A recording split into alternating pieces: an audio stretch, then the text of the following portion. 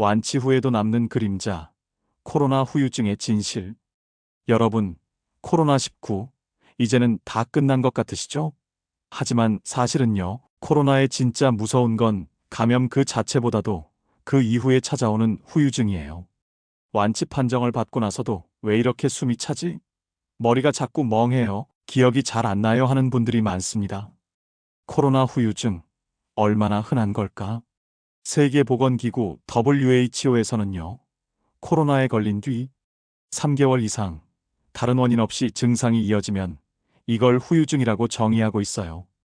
흔히 롱코비드라고도 부르죠. 놀라운 건 코로나에 걸린 사람 중에 10명 중 두세 명, 그러니까 20에서 30% 정도가 이런 후유증을 겪는다고 합니다. 특히 나이가 많거나 당뇨나 고혈압 같은 기저질환이 있거나 혹은 면역력이 떨어진 분들에게서 더 잘 나타나죠. 그러니까 코로나19는 단순히 걸리고 끝나는 감기 같은 병이 아니라는 거예요. 대표적인 코로나 후유증은 어떤 증상들이 있을까요? 먼저 호흡기 쪽이에요. 기침이 계속 나오고 숨이 차고 폐 기능이 떨어지면서 계단을 조금만 올라가도 힘들어하는 분들이 많습니다. 심한 경우는 폐에 흉터 같은 게 남아서 폐 섬유화로 진행되기도 해요. 두 번째는 뇌와 정신 쪽입니다. 많이 들어보셨을 거예요. 바로 브레인 포그로 머리에 안개가 낀 것처럼 기억력이 떨어지고 집중이 잘 안 되는 거죠. 게다가 불면증이나 우울감, 불안 같은 정신적인 문제도 함께 따라올 수 있습니다. 세 번째는 심장과 혈관 쪽이에요.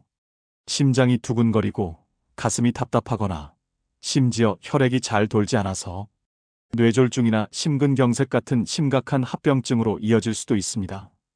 그리고 소화기나 전신 증상도 있어요. 설사가 계속되거나 복통, 미각 후각이 이상하게 변하고 또 만성 피로, 근육통, 심지어 탈모까지 나타날 수 있습니다. 특히 젊은 분들도 브레인 포그를 많이 호소해요. 집중이 안 돼요. 일이 손에 안 잡혀요. 이런 얘기 의외로 흔합니다. 왜 후유증이 생길까? 그럼 왜 이런 게 생기는 걸까요? 코로나 바이러스는 단순히 감기처럼 목이나 코에만 머무는 게 아니라 우리 몸 구석구석 장기를 직접 공격하기도 해요. 게다가 면역 시스템이 바이러스랑 싸우면서 염증을 과도하게 일으키거든요. 이걸 흔히 사이토카인 폭풍이라고 하는데 이게 지나치면 오히려 우리 몸의 장기를 망가뜨리죠. 또 혈액 속에 미세한 혈전, 작은 피떡 같은 게 생기면서 혈액순환이 원활하지 않아지고 결국 여러 장기에 후유증을 남기는 겁니다. 쉽게 말하면 코로나는 집에 침입한 도둑 같아요. 도둑이 나가더라도 깨진 창문, 부서진 가구, 어질러진 방은 그대로 남아있잖아요. 바로 그게 후유증이에요. 어떻게 진단할까? 병원에서는 주로 환자가 호소하는 증상을 기준으로 판단합니다. 예를 들어 숨이 차다고 하면 폐 기능 검사를 하고 가슴이 아프면 심전도나 심장 초음파를 하죠.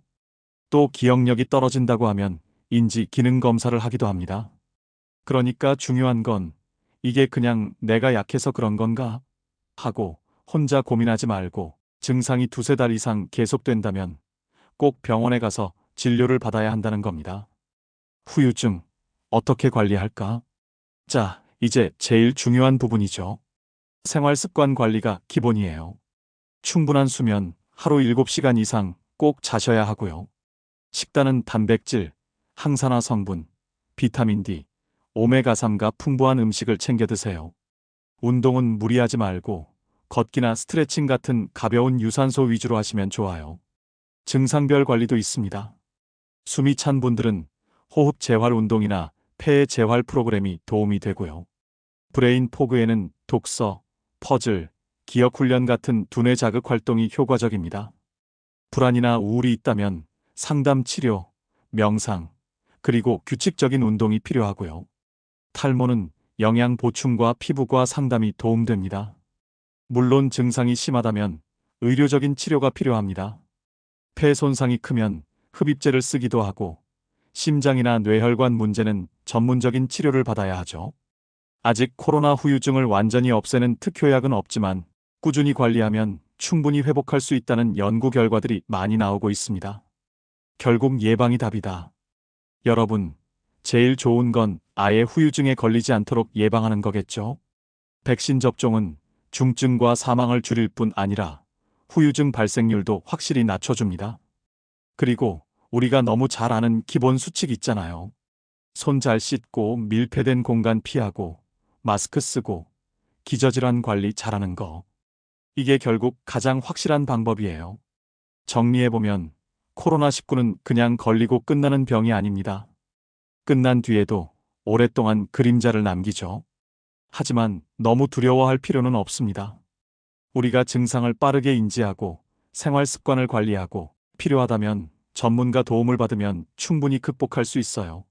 오늘 영상이 코로나 후유증 때문에 불안하셨던 분들께 작은 도움이 되었길 바랍니다.